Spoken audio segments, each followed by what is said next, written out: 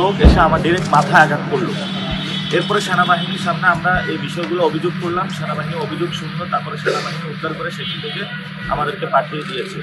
আমাদের ঝুঁকিপূর্ণ যে কেন্দ্র আছে দুইটা, রেলওয়ে কলেজ উচ্চ বিদ্যালয়, মির্জা আব্বাস কলেজ, সেখানে হলো ভোট ডাকাতির মহা উৎসব চলছে এবং তারা আমাদের উপরে গায়ে পড়ে মারামারি করে তারপরে বললো ঢাকা আগে ভোট বানচাল করতে চাচ্ছে। এবং মির্জা আব্বাস যদি হারার ভয়ে থাকেন, আমি আপনাকে বলবো খেলায় থাকুন, ভোট বানচাল করবেন না।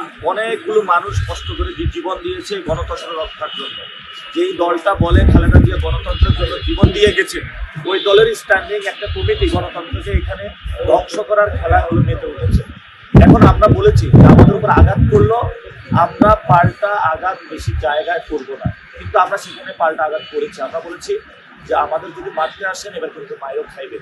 যারা আমাদের উপর আঘাত করেছিল তাদের উপর আঘাত করা হয়েছে এবং আমরা এটা দেশবাসীর উদ্দেশ্যে বলবো, এখন সময় প্রতিরোধে।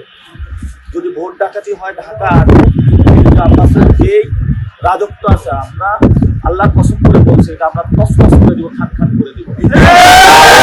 হই বা না হই, বিএনপি নামক দলটাকে বাংলাদেশ থেকে ইনশাআল্লাহ আমরা নিশ্চিহ্ন করে দিব। আমাদের উইমেন যারা আছে তাদের উপর আপনারা আঘাত করতে আসবেন না। যথেষ্ট হয়েছে, অনেক ধৈর্য ধারণ করেছি আমরা। এখানে ওসমান হাদি ভাইকে খুন করা হয়েছিল, আমরা খুনের বিচারের দাবিতে এখনো মাঠে আছি। নতুন যদি কাউকে আপনারা খুন করতে আসেন, সেই সুযোগ আমরা দিব না। মানুষ প্রতিরোধ করেছে। দেশবাসীর উদ্দেশ্যে আমরা বলবো, ঢাকা আটের ভোটারদের উদ্দেশ্যে বলবো, ভয় নাই।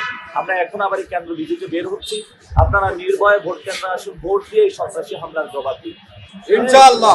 এবং আমার উপরে একটা ইট নিক্ষেপ করেছিল, এটা হলো আমাদের যিনি আসন পরিচালক, ওনার মাথার মধ্যে ক্যাপ ছিল, ক্যাপের উপরে পড়েছে। আল্লাহ না করুন প্রশাসনের সামনে যদি আমাদের এই ধরনের আঘাত করা হয়, তারা যেভাবে আঘাত করছে ছুরি দিয়েও কিন্তু আমাদের আঘাত করতে পারত।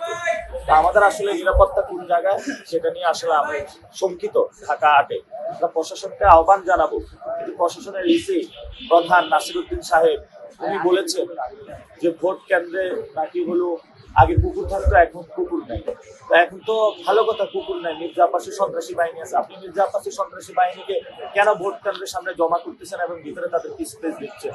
এটা রফিকুল হুদা কমিশনের মতো যদি আপনি নির্বাচন আয়োজন করতে যান, এই প্রশ্ন কিন্তু আমরা রেখে গেলাম। এবং সেনাবাহিনীর সামনেই কিন্তু আমাকে আঘাতটা করা হয়েছে, সেনাবাহিনী এবং প্রশাসনের সামনে আমাকে আজকে আঘাত করা হয়েছে। আমি হামলা ভয় ভীত নই। আমি আবার কেন্দ্র পরিদর্শনে যাচ্ছি, এখন সেগুনবাগিচা কেন্দ্রে যাব, সেখানে শুনেছি যে সেখানে ভোট ডাকাতি তারা পায়রা করতেছে। ইনশাল্লাহ আপনারা পথে পথে আমাদের সাথে থাকবেন। ঢাকা আটে সুষ্ঠু একটা ইনশাল্লাহ আমরা ইলেকশন করতে চাই। আমাদের উপর অনেক আঘাত করবে, হামলা করবে, মামলা করবে, সবকিছু করুক, কিন্তু আমরা দমে যাব না। আমাদের লড়াই এবং এই গণতন্ত্রের লড়াই ইনশাল্লাহ চলতে থাকবে।